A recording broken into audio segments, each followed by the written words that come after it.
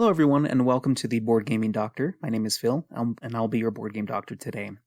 In this episode, I want to give you my review of Ancient Knowledge. This is a game by Remy Mathieu, art by Pierre Pless, Adrian Reeves, and Emilian Rotival, published by ELO Games. This is a game for 1 to 4 players and plays about an hour, and I wish I could give you some more stats as far as the ratings go from Board Game Geek. However, at the time of this recording, Board Game Geek is down, and so you'll have to go and check that out yourself. But this is one of the games from last year that I really enjoyed, and having had a chance to play it multiple times on Board Game Arena, I want to give you my thoughts. First, the mechanisms breakdown and what makes this game good. This is a card-based, tableau-driven game where you are taking a couple of turns each turn, 2 turns, to either play a card to your tableau. There are different areas that you can play them in. You can draw cards and essentially perform those actions. And at the end of your turn, you move all of your monument cards 1 space to the left, and if they reach the final space, they are discarded into a pile. It's like a discard pile, but you can activate this pile and rotate these cards that have been archived or put into the past to be able to draw more cards to your hand and continue play. So the cards themselves are all individualized cards. You have different types of cards as well, monument cards, which are the main ones that you play to the middle of your tableau, which have certain actions depending on if they're built or when they are pushed over into that discarded pile or what have you. Sometimes the adjacency to certain colors and types of cards matter as well. And they give you points as well as some tablets, which we'll talk about later. But the meat of this game is how and when you play these cards to your tableau. You also have artifact cards, which can give you benefits during the whole game that you can activate. And there are also technology cards, which you can pick up from a market during your turn, which give you a one-time effect, whether it's an effect or points. And so there's a wide variety of cards, and that's always fun and something that I look for in a game, somewhere where the cards are individually different. But there's also an element of what people may call an engine building aspect, where you're taking these cards, especially these monument cards, and placing them into your tableau. The way that the way that you place them, the adjacency that they have next to each other. You can play cards side by side or even have 2 cards in one column.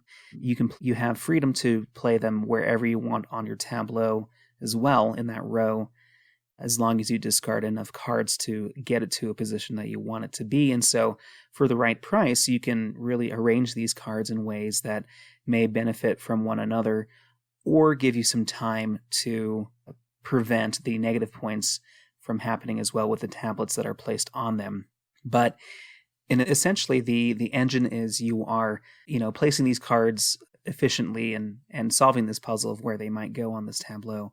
But also the order in which they decline into the discard pile is important to activate further cards, which can give you more points and more abilities to draw cards, as well as, physically rotating them to draw, 2 cards each. And so there's an engine building of how many cards you can draw and see during the game, not necessarily for points, although there are some cards that may be able to do that.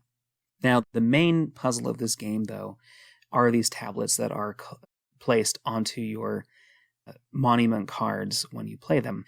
They are negative points if they reach the end of your tableau and are discarded into an area on your tableau, and to keep track of how many negative points you have. There are some cards that mitigate this happening if it's already happened. There are some cards which allow you to remove them. Actually, I would say most of the cards that you have in the game allow you to efficiently remove these tablets, and so these monuments can slide over and add to your point collection without having those negative tablets be in the discard pile themselves. And so the main puzzle is trying to mitigate the negative tablet points from the main ways of scoring, which is from your monument cards themselves, as well as also, in a sense, building up an engine to gain some of the technology cards which award points at the end of the game. A lot of them have the effects where they require you to have cards in your discard pile in your past to be able to activate them in the present. And so there's an element to that as well for gaining points. But anyway, I would say that the main part of this game is trying to avoid as many negative points as possible and trying to match up as many monument cards with artifacts as well, and those asymmetric powers that you assemble during the game to create a point engine in that regard, mostly to avoid negative points. There's a little bit of take that as well, and some of the cards allow you to draw cards from your opponent's hands or to add tablets to their tableaus. And so they're pretty detrimental, especially when cards in your hand are very useful for being able to take tablets off of your own tableau, or to have the freedom to place monument cards wherever you would want them to go on your tableau as well. Like I mentioned before, having cards in your hand is kind of the way that this game thrives from turn to turn. It gives you the options of which cards to physically play to your tableau, as well as to have flexibility of where to place those cards, in addition to being able to, if you need to, discard cards from your hand to take off tablets from your tableau to remove those negative points. And so knowing that you can draw many cards from your discard pile, your past pile, by rotating those cards and getting 2 cards each to your hand, keeps this game going and keeps it alive and keeps the options flowing as well. So I like all of those mechanisms, and that's kind of a basic overview of the game. So some comparisons to games in the past. The first one that came up to me was Earth. Both of these games include a card-driven tableau building element to it, where Earth is a little bit more of a freelance type of tableau building, where Ancient Knowledge is very much focused on that row of cards that you're playing on your tableau. You have resource management when it comes to the negative tableaus in Ancient Knowledge, as well as being able to pay for them with cards in your hand. And Earth has a similar effect with the soil that you acquire to pay for cards, using those cards in your hand to either tuck them into a discard pile for points, which can lead to other abilities later on as well. And so there are a lot of similarities to both games, and I think one of the main similarities is that each card, even if the card itself does not explicitly say that it is used for multiple things, multiple uses, it actually is, right? Because a card can be either played down onto your tableau, it could be discarded to remove negative point tablets from your board, it could be used to flexibly place another card in your hand onto your tableau in a spot that you want it to be in, or to activate other cards. A lot of cards in Ancient Knowledge require you to discard extra cards from your hand to be able to activate their power. And so Earth has that as well. And so there's kind of an unspoken, unlabeled, multi-use nature to these cards, which I do enjoy. Another game that I thought of was Corrosion. This was a game from, I want to say last year, 2022, that I never got a chance to play, but was released around Essen time. And so rules-wise, I'm not very familiar with how it plays, but I do know of the concept of building an engine, I think literally an engine in that game, and having it decline after a couple of turns, forcing you to rethink of your strategies or to continue on that strategy by building things from your hand or whatever it may be. And that same feeling, I think, resides in Ancient Knowledge, where after you place monuments and you watch them shift down to the past, yes, they can be used for points later on. You know, they have their own points printed on their cards as well that add to your score, but you can rotate them for additional card draw, but they're gone. And so if they had powers that were existent only in the tableau, you would have to figure out more cards to play down onto your board to keep somewhat of an engine going. I think it is required to play well to figure out which cards might go well with each other, not just strictly for points, but for their effects as well, to give you more efficiency and to be able to play more cards or score more points in general. And so I like that about Ancient Knowledge. And then finally, Race for a Galaxy is the game that a lot of people have compared this to. Some similarities, of course, I think coincide with Earth when compared to Ancient Knowledge, with the multi-use nature of the cards, the way that you may be able to place cards onto your tableau. They're basically tableau builders with cards.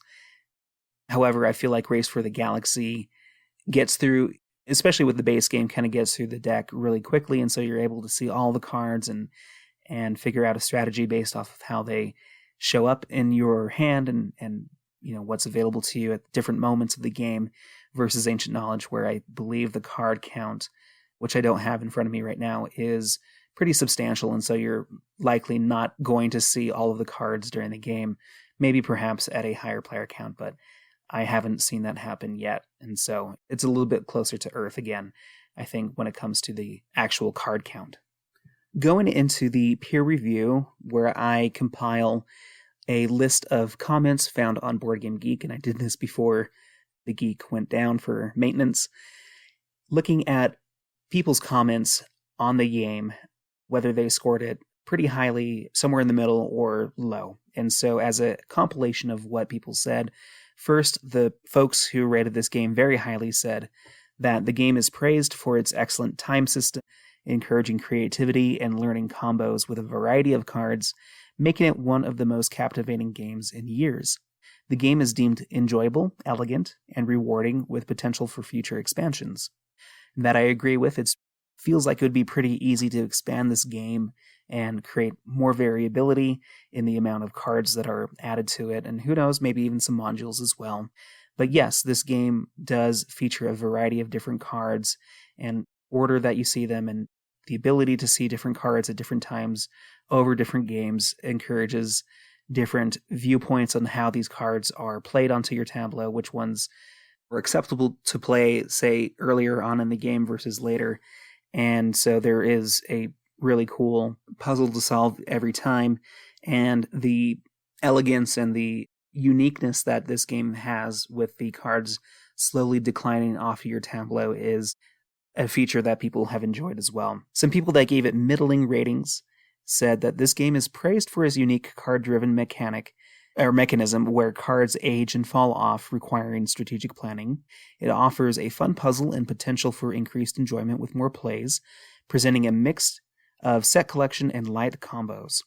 There are concerns about potential runaway leader issues and the thickness of the box, but overall, it is appreciated for its clear graphic design, variety of card effects, and interesting gameplay, particularly focusing on the decay of monuments over time.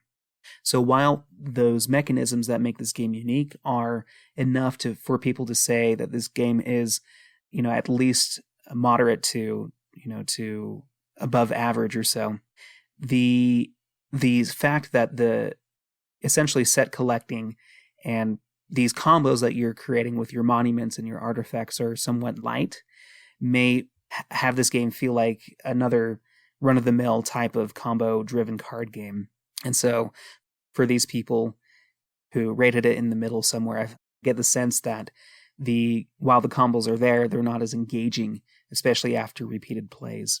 And maybe some component issues, as well as the potential for runaway leader issues, which I haven't run into personally yet, but perhaps, actually I have a little bit.